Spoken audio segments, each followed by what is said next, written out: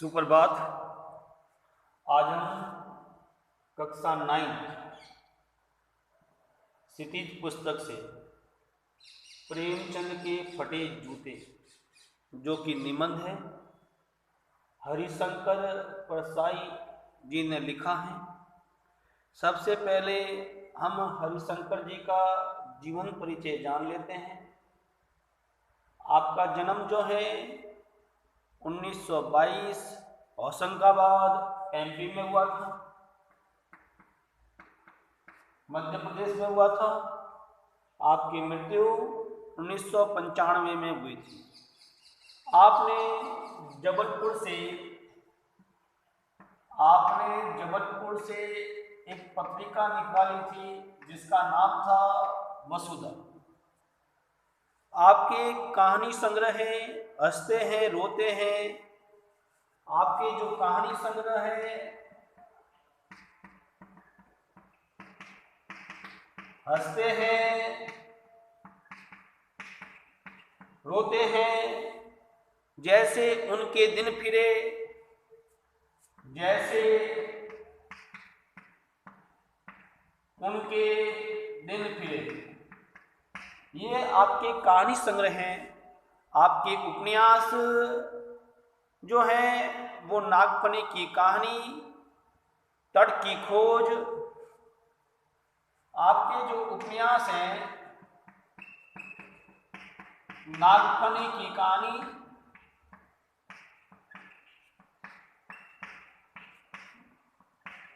तट की खोज, ये आपके जो है उपन्यास है। आपने निबंध संग्रह लिखे हैं। आपके जो निबंध संग्रह है वो है तब की बात और थी, तब की बात और थी, ये आपका निबंध संग्रह है। भूत के पाव पीछे, भूत के पाव पीछे, बेईमानी की रात, बेईमानी की रात, ये भी आपका निबंध संग्रह है। पगडंडियों का जमाना, पगडंडियों का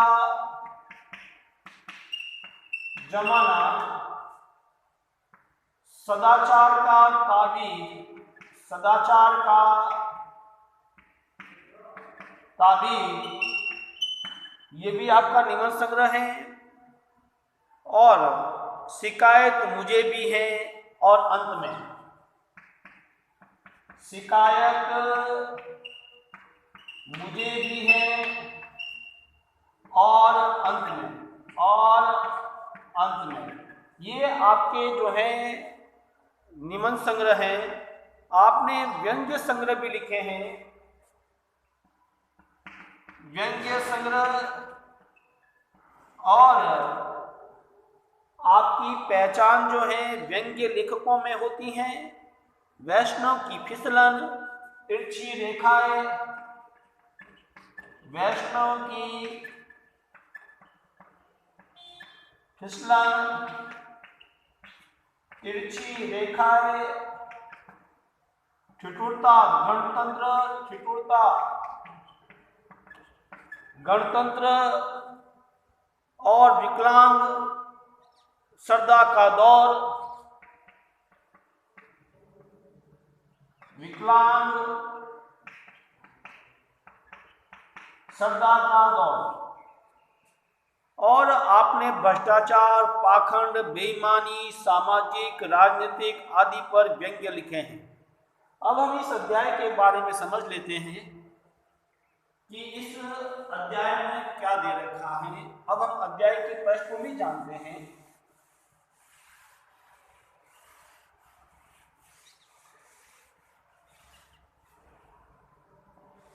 देखिए, इस अध्याय में हरिशंकर जी ने प्रेमचंद के फटे जूते शीर्षक से निबंध लिखा है। इस निबंध के माध्यम से वो कहना चाहते हैं कि मनुष्य को दिखावा नहीं करना चाहिए, मनुष्य को वास्तविकता में जीना चाहिए। जो मनुष्य वास्तविकता में जीता है वही मनुष्य सफल होता है। और हरिशंकर जी ने प्रेमचंद के व्यक्तित्व के माध्यम से, प्रेमचंद के व्यक्तित्व के माध्यम से, उनके सादगीपूर्ण जीवन के माध्यम से, सादगीपूर्ण जीवन के माध्यम से, उनके व्यक्तित्व, उनके सादगीपूर्ण जीवन के माध्यम से और प्रेमचंद का सामाजिक दृष्टिकोण, प्रेमचंद का सामाजिक दृष्टिकोण, इन सभी को माध्यम बनाते हुए उन्होंने, हरिशंकर जी ने कहा कि दिखावा नहीं करना चाहिए, दिखावा जैसी प्रवृत्ति से हमें दूर रहना चाहिए।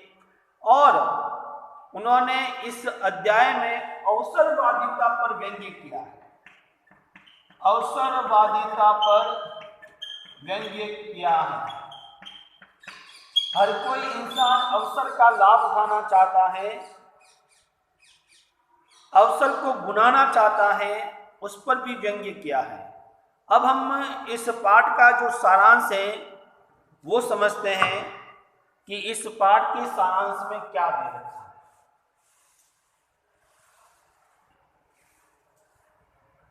देखिए, प्रेमचंद के फटे जूते, इस अध्याय में हरिशंकर जी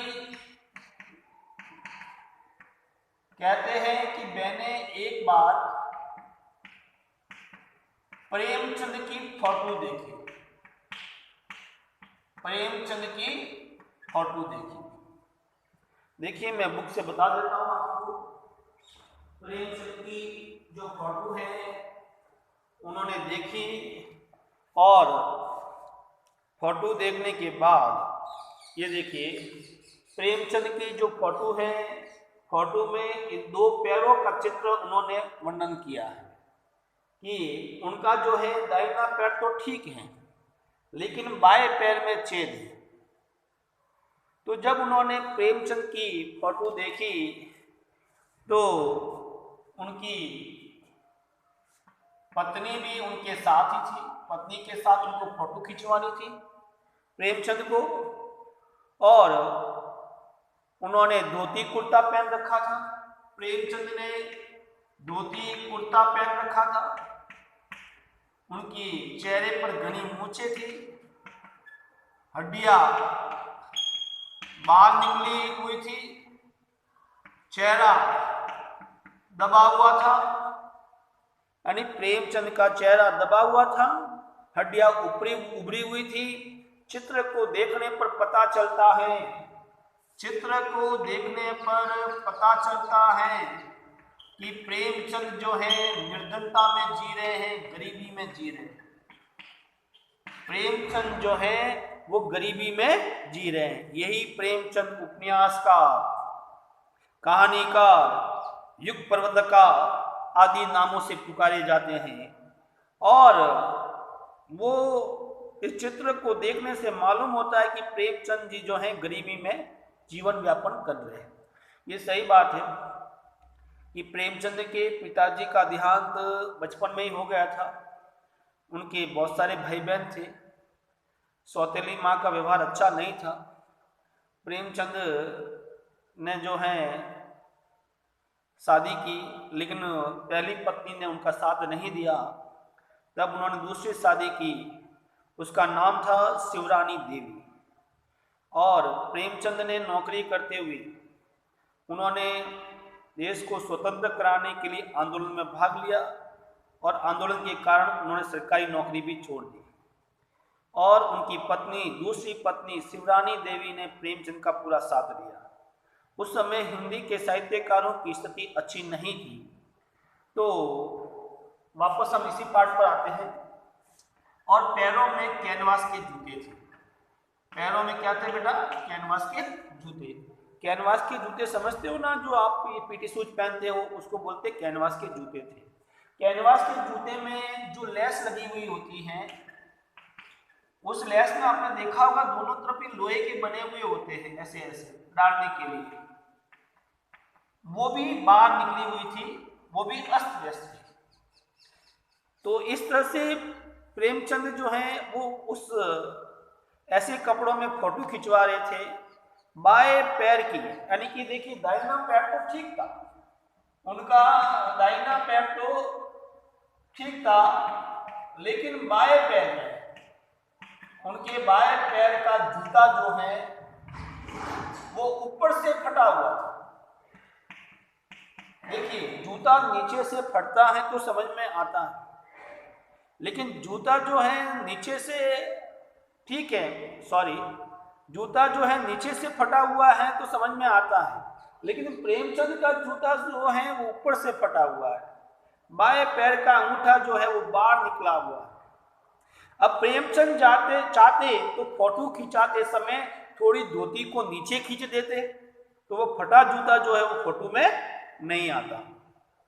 तो ऐसी हालत देखकर लेखक को चिंता होती है, ऐसी हालत देखकर हरिशंकर जी को चिंता होती है कि हे मेरी जनता के लेखक, तुम्हारा क्या हाल है। और प्रेमचंद जो है वास्तव में वास्तविक जीवन जीते हैं, उनकी क्या स्थिति रही होगी। प्रेमचंद जो है वास्तविक जीवन जीते हैं, तब लेखक के मन में आया होगा नहीं यार, प्रेमचंद दो तरह का जीवन जीते होंगे, दो तरह का जीवन जीते होंगे। आपने देखा होगा बहुत सारे लोग जो होते हैं दो तरह के होते हैं, घर पर कपड़े अलग पहनते हैं, बाहर जाते हैं कपड़े अलग पहनते हैं, लेकिन प्रेमचंद के प्रति उनके मन में आया कि वो दो तरह का जीवन जीते होंगे, लेकिन ऐसा नहीं था। अगर दो तरह का जीवन जीते तो फोटो में अच्छे कपड़े पहनते। इस तरह की बातें जो है वो सामने आती हैं, लेकिन प्रेमचंद जी को दिखावा पसंद नहीं था। प्रेमचंद जी को दिखावा पसंद नहीं था, वो दिखावे को पसंद नहीं करते थे। घर बार, चाहे वो घर में हो चाहे बाहर में हो, उनकी जिंदगी हमेशा एक सी रहती थी, एक सी रहती थी। पहले जमाने के जो लोग थे वो एक ही ड्रेस या दो ड्रेस रखते थे, स्नान कर लिया उसी ड्रेस को सुखाते थे फिर वही पहनते थे। तो प्रेमचंद की स्थिति भी एक जैसी ही थी, फोटो वो वास्तविक स्थिति में कोई अंतर नहीं होगा, तभी तो वो निश्चितता से लापरवाही से वो फोटो खिंचवाते हैं, लापरवाही से फोटो खिंचवाते हैं, लापरवाही से फोटो खिंचवाते हैं।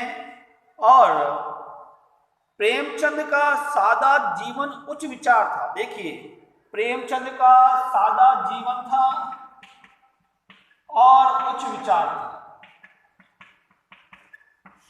उनका जीवन जो है वो सादा जीवन और उच्च विचार था।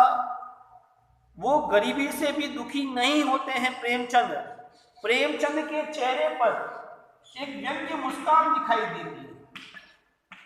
जूता भले ही फटा हुआ हो, लेकिन प्रेमचंद के चेहरे पर एक व्यंग्य मुस्कान दिखाई देती है। लेखक उस व्यंग्य मुस्कान को देखकर हैरान होता है और लेखक कहता है कि आजकल लोग फोटो खिंचवाने के लिए क्या क्या नहीं करते हैं। लोग फोटो खिंचवाने के लिए नई ड्रेस पहनते हैं, स्नान करके जाते हैं, इत्र लगाते हैं ताकि फोटो में खुशबू आ जाए।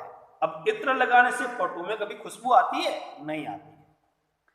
यहां तक कि लोग कई बार तो उधार की बीबी मांग लेते हैं।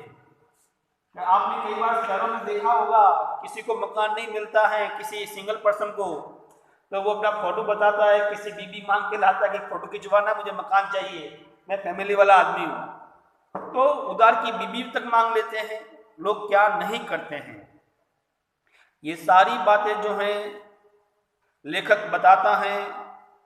और जब प्रेमचंद जी ने फोटो खिंचवाया, जूता फटा हुआ था, पत्नी का आग्रह रहा होगा, पत्नी की बात मान ली, उन्होंने फोटो खिंचवा दिया। वो प्रेमचंद की ऐसी दुर्दशा पर रोना चाहते हैं लेखक, लेकिन उन्होंने प्रेमचंद का चेहरा देखा तो उन्होंने अपने आप को रोक लिया। लेखक सोचता है कि लोग फोटो खिंचवाने के लिए क्या नहीं करते हैं। लोग फोटो खिंचवाने के लिए नई ड्रेस, स्नान, इत्र, बीबी तक मांग लेते हैं, क्या से क्या नहीं करते हैं। लेखक कहता है हरिशंकर प्रसाद जी कहते हैं कि मेरा भी जूता फटता है, लेकिन नीचे से फटता है, ऊपर से मेरा जूता ठीक है, लेकिन मेरा जूता भी नीचे से फटता है, ऊपर से नहीं फटता है। मैं अपनी उंगली को कभी बाहर निकलने नहीं देता हूं। मैं इस तरह से फटा जूता पहनकर फोटो नहीं खिंचवा सकता हूं प्रेमचंद की तरह। मैं प्रेमचंद की तरह इस तरह से फोटो नहीं खिंचवा सकता हूं, लेकिन प्रेमचंद ने पत्नी का आग्रह पर ऐसा फोटो खिंचवाया होगा। ये सारी बातें होती हैं और लेखक प्रेमचंद की व्यंग्य भरी मुस्कान से आश्चर्यचकित है। उस फोटो में देखिए, इतनी सब कुछ होने के बावजूद भी उस फोटो में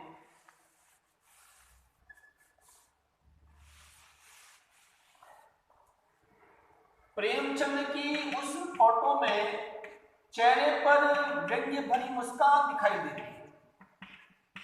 व्यंग्य भरी मुस्कान दिखाई देती है। वो उस व्यंग्य भरी मुस्कान से संकेत करना चाहते हैं। लेखक इस बात से आश्चर्यचकित होता है कि क्या मतलब, क्या प्रेमचंद के साथ कोई हादसा हो गया? क्या प्रेमचंद के साथ कोई बड़ा हादसा हो गया? क्या होरी का गोदान हो गया?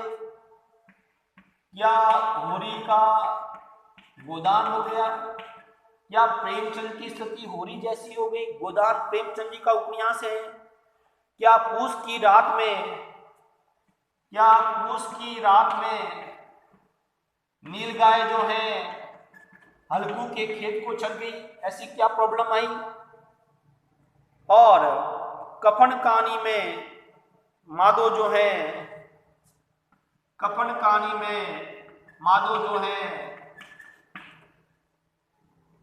शराब पी लेता है और पत्नी के लिए कफन नहीं ला पाता है। हे मेरी जनता के लेखक, तुम बताओ तो सही वास्तविकता क्या है? या फिर हो सकता है कि आपका जूता इसलिए फटा हो, शायद कोई महाजन आपसे कुछ रुपया मांगता हो और आपने उस जहां महाजन का मकान है उस रास्ते से जाना बंद कर दिया और लंबे रास्ते से जा रहे हो। शायद आपका जूता इसलिए फट गया हो। लेकिन हे जनता के लेखक, जूता फटता है तो नीचे से फटता है, आपका जूता तो ऊपर से फटा हुआ है। लेखक को याद आता है कि तब लेखक को एक बात याद आती है। लेखक को याद आता है कि ऐसे ही एक संत थे, कवि थे, जिनका नाम था कुंभन दास। कुंभन दास अष्टचाप के कवि हैं। उनके गुरु का नाम वल्लभाचार्य है। और कुंभन दास जो है फतेहपुर सीकरी जाया करते थे। फतेहपुर सीकरी जाया करते थे, वो भी पैदल। अकबर के दरबार में वो जाया करते थे। आवत जात पनैया घिस गई, बिसर गयो हरि के नाम। और कुंभन दास ने कहा कि आते जाते मेरे पैरों की जूती घिस गई है और मैं हरि का नाम भूल गया हूं। लेकिन हे मेरे जनता के लेखक, तुम्हारा तो ऊपर से जो अंगूठा है वो बाहर दिखाई दे रहा है। अचानक लेखक को समझ में आया कि प्रेमचंद का जूता जो है वो चक्कर काटने से नहीं फटा है। प्रेमचंद का जूता जो है वो चक्कर काटने से नहीं फटा है, बल्कि वो संकेत करना चाहते हैं। प्रेमचंद अपने बाएं जूते के माध्यम से वो संकेत करना चाहते हैं और किसी कठोर वस्तु को ठोकर मारना चाहते हैं। किसी कठोर वस्तु को वो ठोकर मारना चाहते हैं, अर्थात वो किसी से समझौता नहीं करते हैं, किसी से समझौता नहीं करते। प्रेमचंद चाहते तो समझौता कर लेते, धोती को नीचे खींचकर उस छेद को छिपा सकते थे, लेकिन ये जनता का लेखक है, वो कठोर वस्तु को ठोकर मारना चाहते। वो कठोर वस्तु कौन सी है? सामाजिक कुरीतियां। हमारे देश में ऐसी बहुत सारी सामाजिक कुरीतियां हैं जिनको प्रेमचंद ठोकर मार मार कर दूर करना चाहते थे, ठोकर मार मार कर दूर करना चाहते थे। जैसे उस समय बाल विवाह होते थे, उस समय विधवा प्रथा का उन्होंने विधवा विवाह का समर्थन किया, छुआछूत, जाति पाति, रूढ़िवादी विचारधारा, ये आदि जो सामाजिक कुरीतियां थी उसको वो दूर करना चाहते थे। इस बाह्य जूते के माध्यम से वो संकेत करना चाहते थे, वो किसी प्रकार का समझौता नहीं करना चाहते थे। जिस प्रकार गोदान में होरी ने कभी समझौता नहीं किया जीवन से, वैसे ही प्रेमचंद ने भी जीवन में कभी समझौता नहीं किया। प्रेमचंद चाहते, देखिए जिस प्रकार एक नदी निकलती है और नदी के बीच में कोई पत्थर आ जाता है तो नदी कई बार अपना रास्ता बदल देती है। प्रेमचंद ने समझौता नहीं किया, प्रेमचंद ने उनको ठोकर मार मार के दूर किया। और लेखक मानता है कि प्रेमचंद की उंगली जो है किसी गणित वस्तु, ये सारी समाज में जो गणित वस्तुएं हैं, यानी बाएं पैर की अंगुली जो है, बाएं पैर की जो अंगूठे वाली अंगुली है, वो गणित वस्तुओं की ओर संकेत करती है, उसकी ओर संकेत करती है। और उन्होंने उस पर ठोकर मार मार कर अपने जूते को फाड़ दिया। अर्थात उन सामाजिक कुरीतियों को प्रेमचंद दूर करना चाहते थे।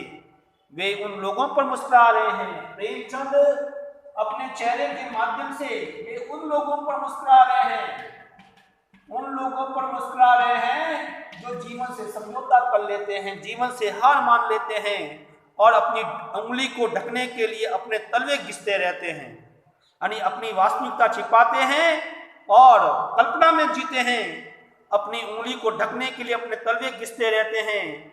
प्रेमचंद जो है सहज व्यक्ति थे।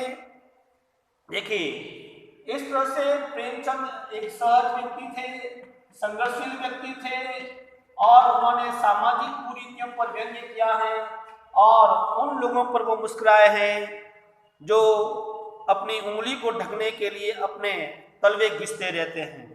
अर्थात वे लोग समाज में जो चली आ रही है कुरीतियां, उसको दूर करना चाहते ही नहीं हैं। यही कारण है कि प्रेमचंद ने बहुत सारी कहानियां, उपन्यास जो हैं किसानों पर, समाज की दुर्दशा पर लिखी हैं। क्योंकि टीला शब्द, देखिए टीला शब्द, प्रेमचंद उस टीले को ठोकर मारते हैं। टीला कौन सा है? सामाजिक कुरीतियों युक्त जो रुकावट बनता है और जो देश में भ्रष्टाचार है, छुआछूत है, जाति पाति, रूढ़िवाद, बाल विवाह, विधवा विवाह का समर्थन करना, ये सारे टीले जो हैं उन टीलों को वो अपने रास्ते से दूर करना चाहते थे। तो इस अध्याय के माध्यम से लेखक ने प्रेमचंद के फटे जूते का बीज बोया है। देखिए प्रेमचंद के फटे जूते का बीज बोया है और गणित वस्तु को ठोकर मार मार कर फल प्राप्त किया है, और गणित वस्तु को ठोकर मार मार कर फल प्राप्त किया है। ठीक उसी प्रकार हमें भी वास्तविकता में जीना चाहिए, हमें दिखावा प्रवृत्ति से दूर रहना चाहिए। हमें जो लोग पर्दे को महत्व देते हैं उन लोगों को पर्दे को महत्व नहीं देना चाहिए और वास्तविक धरातल में जीना चाहिए। यही इस पाठ का संदेश है। हम अगले वीडियो में इस पाठ से संबंधित जो है हम अभ्यास प्रश्न समझेंगे। धन्यवाद।